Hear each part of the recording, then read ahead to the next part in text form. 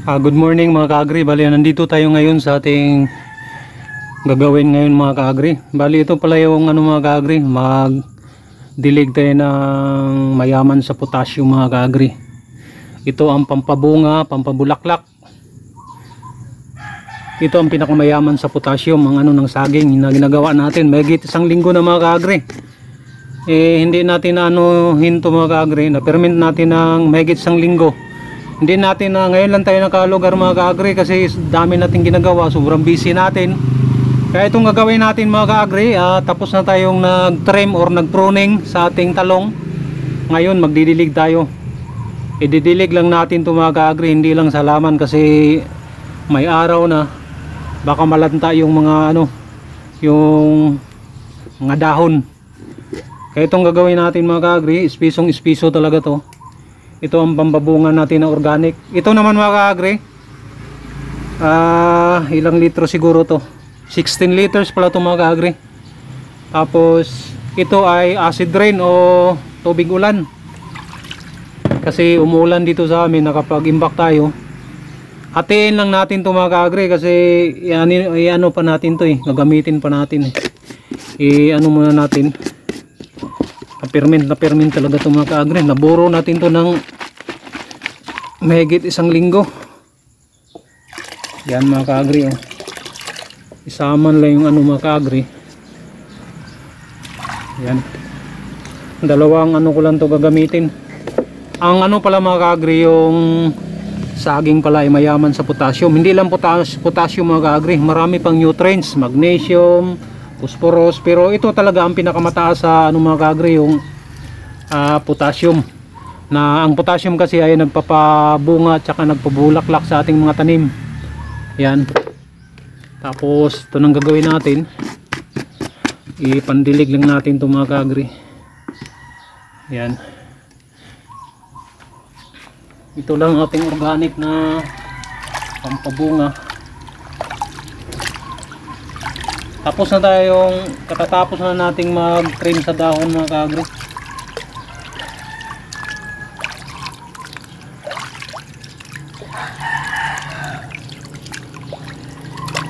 Pagkatapos nito, maglagay tayo ng mga ibang pataba tulad ng dumi ng rabbit, saka dumi ng baboy, at saka dinurog ng mga dahon.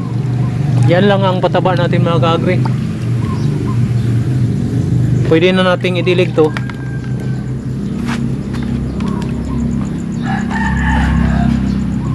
Yan maraming bunga yan mga kaagri. Kaso kinukuha ko kahit hindi pa ganong mature mga kaagri, ko na ginugulay ko na mga kaagri. Yan, may may bubuyog. Yan lang.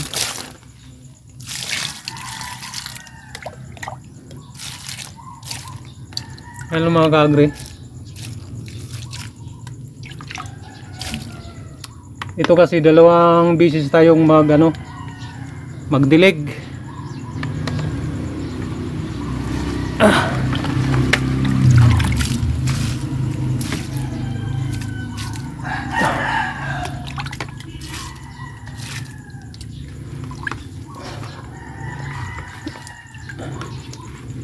Ito yung garden natin sa loob ng hindi ko na napansin doon banda sa gardenan talaga natin.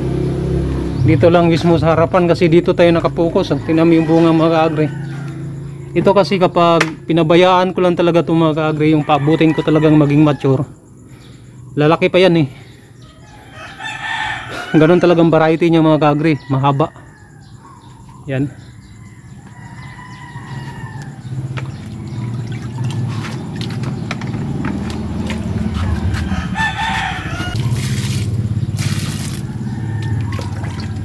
Ting dalawang lang mga kaagri.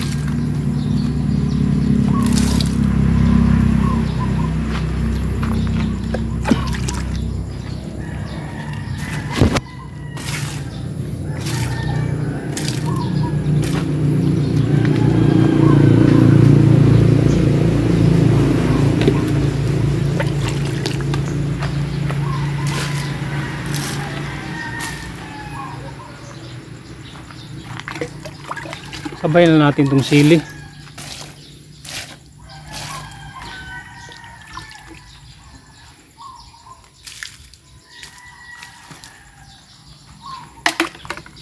Ayan lang mga ka-agri, dito lang banda yung pinapakita natin sa video kasi hahaba pa yung video natin mga ka-agri kapag dagdagan pa natin.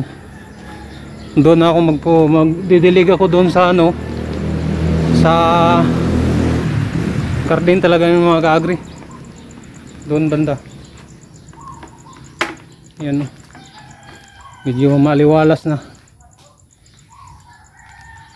Maliwalas na siya mga ka-agri.